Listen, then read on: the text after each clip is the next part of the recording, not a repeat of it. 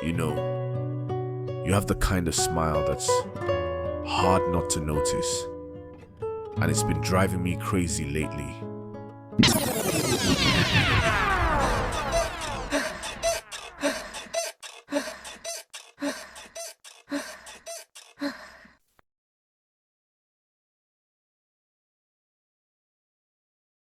Babe, you'll be my maid of honor, right? How did it come to this? I'm on the phone with my best friend. She's screaming with joy, begging me to be her maid of honor. It's you and me forever, right? She says. I smile and lie. Because right here, beside me, under these sheets, her fiancé's arm is wrapped around my waist. She's planning forever with the man I should have never touched. Anonimo. I never thought I'd be the kind of person to fall for someone I wasn't supposed to. But here I am, carrying a secret that's been sitting on my chest like a stone. It's the kind of thing you can't tell anyone, because the moment you say it out loud, you sound like a terrible person.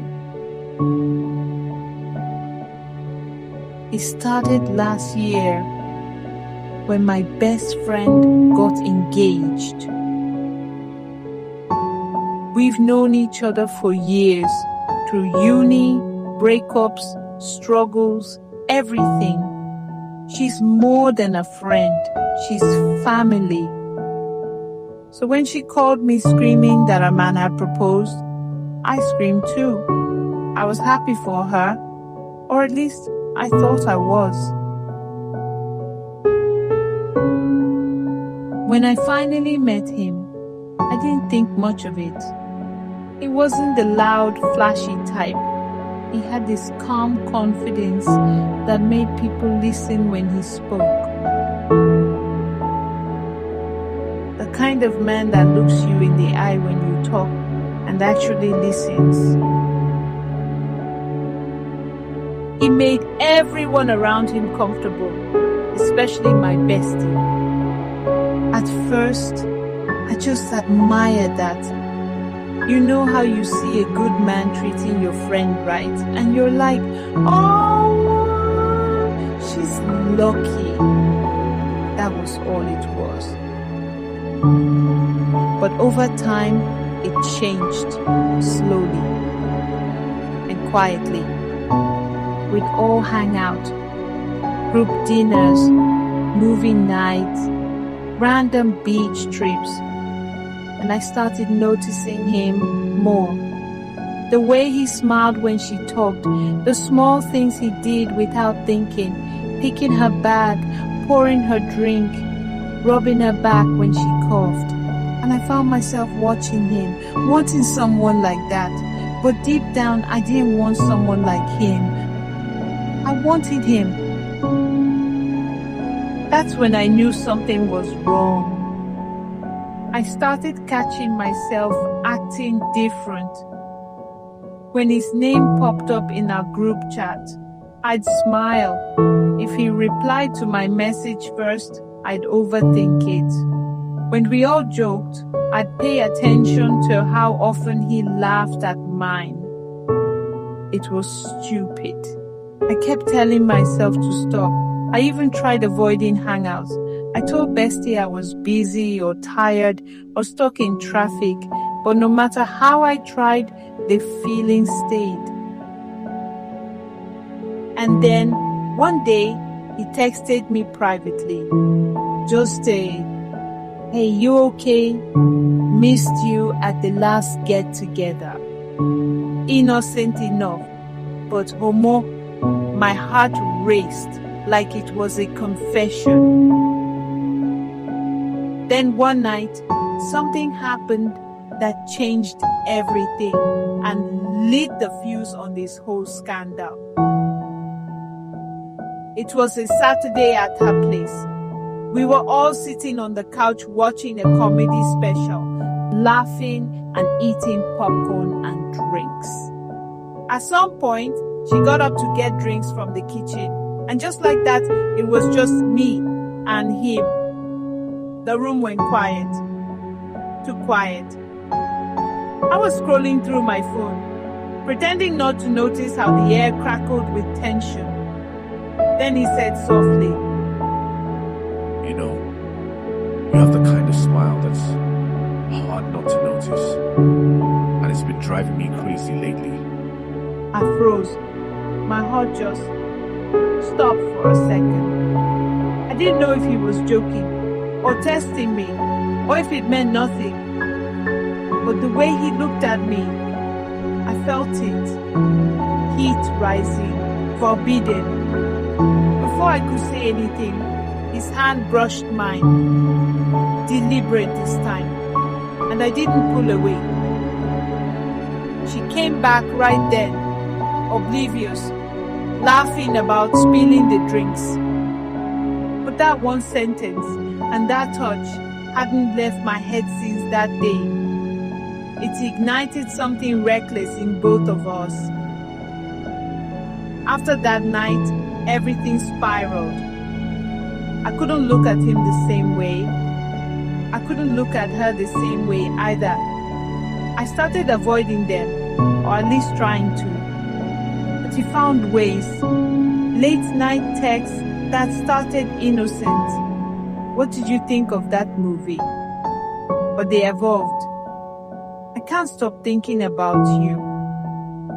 We shouldn't, but one stolen kiss in the hallway during a party when she was in the bathroom. His lips on mine, urgent, tasting like betrayal. We pulled back, guilty, but the damage was done. Every time I saw them together, it tore me apart, but now with a twisted thrill. When he held her hand, my chest tightened, but I'd catch his eye and know he was thinking of me. When she called me to gist about their wedding plans, my heart ached. She'd say things like,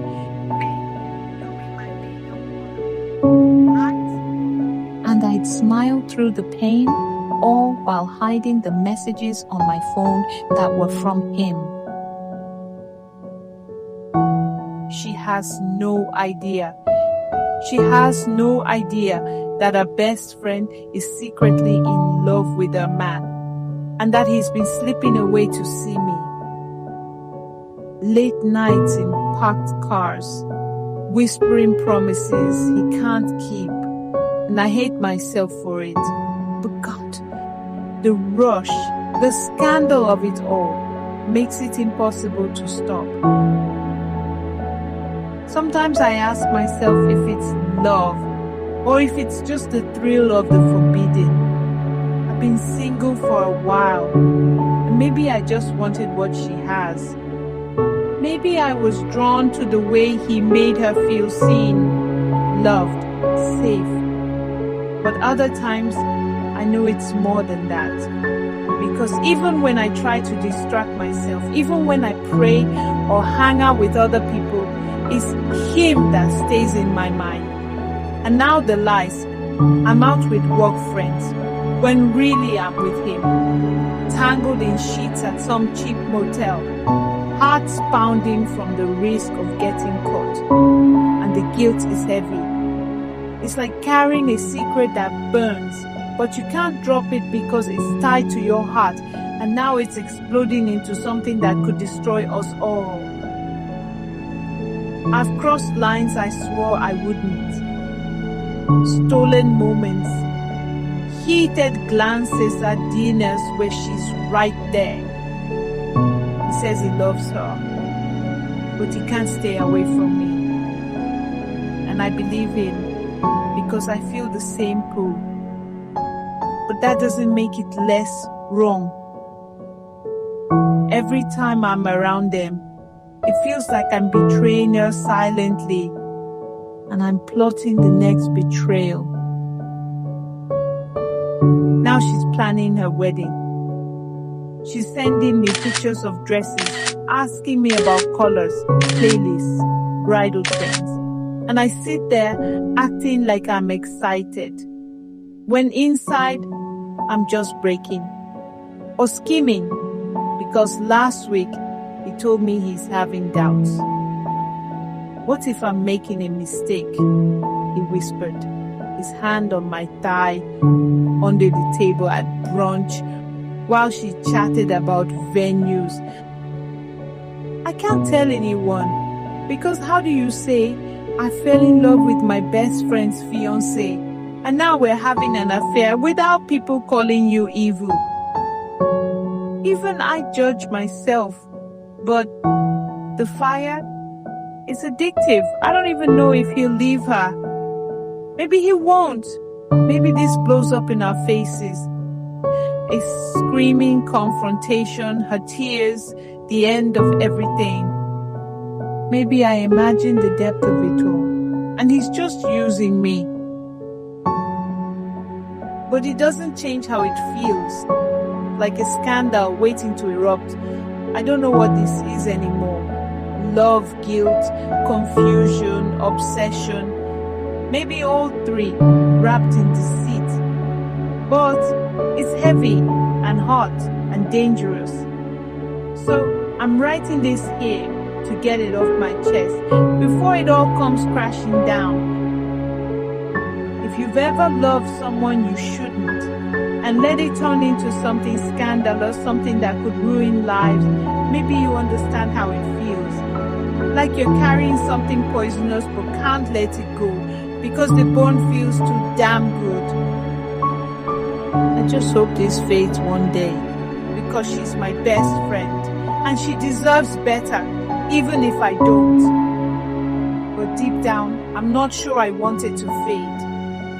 At least not yet. I don't know what to do. Please, I need your opinion.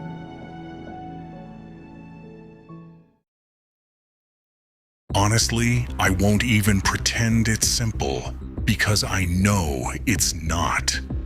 You're standing in the middle of something that feels like both love and destruction, and you're torn between what your heart wants and what your conscience is screaming.